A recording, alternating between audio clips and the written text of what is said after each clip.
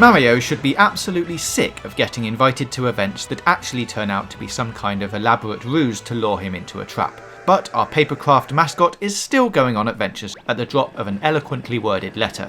So it's off to the Origami Festival for the tale of Paper Mario, the Origami King. The festival isn't quite in full swing though, but rather an abandoned papercraft wasteland. However, the princess is in the castle this time around, but something's not quite right. Our princess has been turned into origami.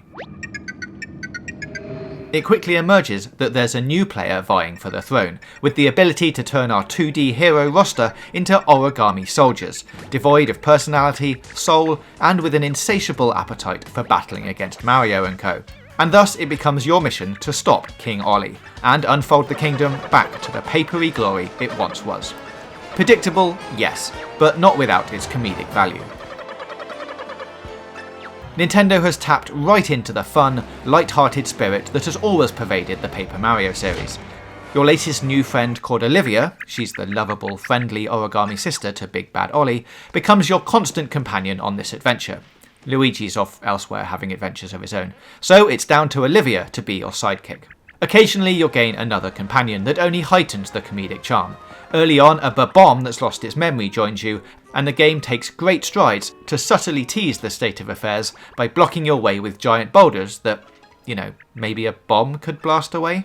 Although I'll say that this particular bomb has become one of the secret heroes of this generation, and I will treasure it forever. Elsewhere, the world is filled with witty one-liners too, as you'll suddenly see yourself having to work with the foes you've been fighting against since the original Super Mario games.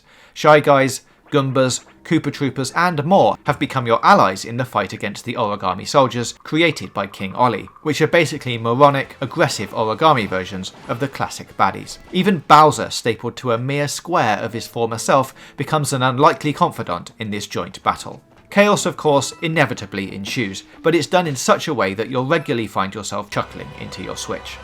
It helps that the world that packages up the stellar storyline is as varied as the characters you'll befriend. Locations range from the Japanese-themed Shogun Studios and Autumn Mountains to the glitz of Shroom City and the Princess Peach cruise ship. And each locale is filled with collectibles to unearth, holes to patch up with confetti, and origami bad guys to beat. You can even interact with elements of the world using your mighty 1000-fold arms, and this sheer variation means the gameplay constantly feels exciting and fresh, even if the combat remains largely the same.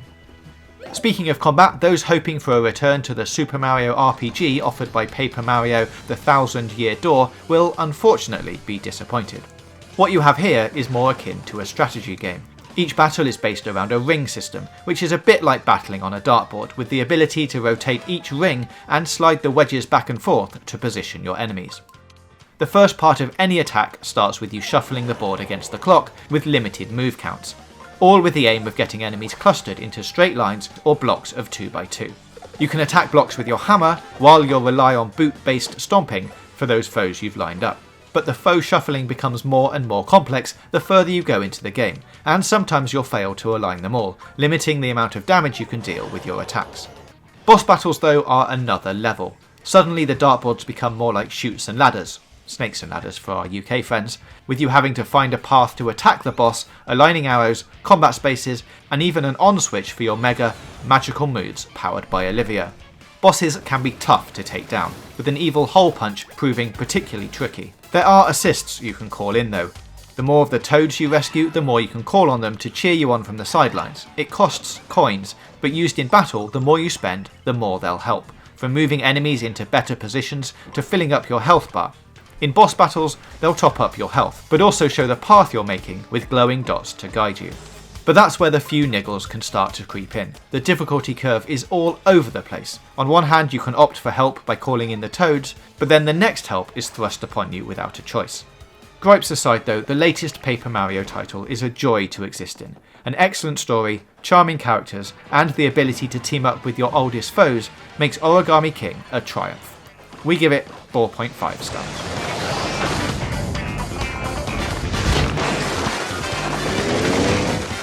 Paper